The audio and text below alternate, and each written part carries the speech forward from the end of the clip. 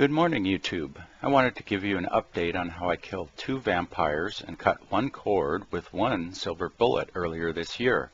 Unfortunately, I didn't shoot any video last winter when I got rid of my satellite TV gear, so I put together this slideshow about the hidden vampire loads I found with that equipment. I'd been a cable TV subscriber for a long time, and the last 2 years switched over to DirecTV. I had a fairly modest high-definition system with the dish, a whole house DVR, and 2 set-top boxes. I decided to cancel that service as I did not feel I was getting the value for what I was paying. Before I packed up the DirecTV equipment, I hooked up a kilowatt meter and was surprised by what I found. First, I checked out the power supply for the satellite dish LNB and found it uses 10 watts of power. It has no on-off switch and always has to be on. The small set-top boxes use 10 watts while on and 3 watts while off. The boxes automatically power off after 4 hours of inactivity. So if you use the box twice a day, you have 8 hours of on time and 16 hours off. That's 128 watt-hours per day, or 5 watts of average power. With 2 boxes, that adds up to another 10 watts of power, or 20 watts so far.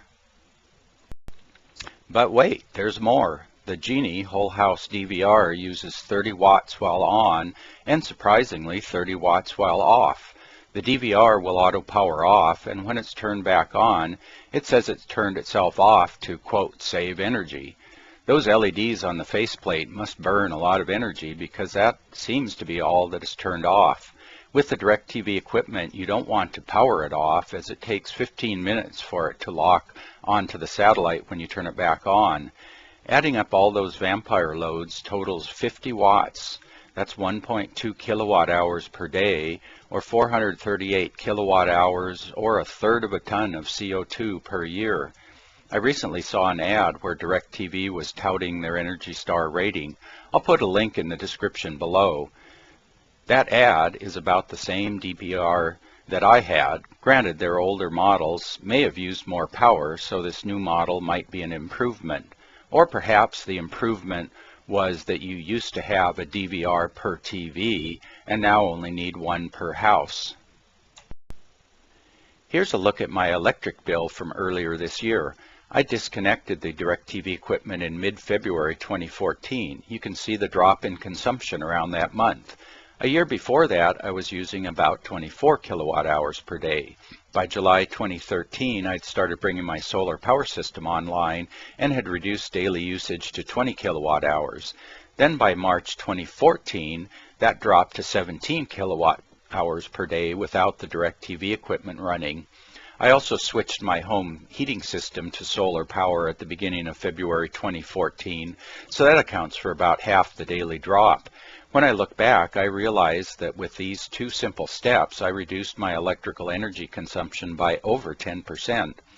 This example helps to point out there is more to the cost of cable or satellite TV than just that monthly subscription. There's a lot of hidden energy consumption. As I was designing my home media system, I wondered how DirecTV got the whole house DVR to wake up so fast to send a recording to one of the set-top boxes late at night. I figured they must do some fancy wake on land type of signaling, and I was impressed at how it just automatically worked with minimal setup. After a few minutes with the kilowatt meter, I learned their trick. They just never turn the DVR off so it doesn't have to wake up. I'll cover my home media system in follow-up videos, but this is a quick look at the TV guide display. The system has been working well and I'm quite happy with it.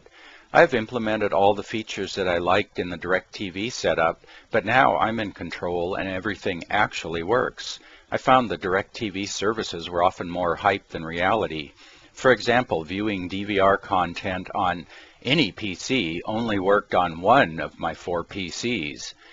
And for viewing PC media content on the set-top box, music and pictures were okay, but I only found 1 tiny video file that would play at all. Now I have a working whole house media server that can be accessed from any device in the house or even from outside if I enable that feature. Anyway, enough DirecTV bashing. I've moved on and have reduced my grid dependence 2-fold. If you have any questions, please use the comment section below, and be sure to rate and share this video and subscribe to this channel for future updates. Thanks for watching.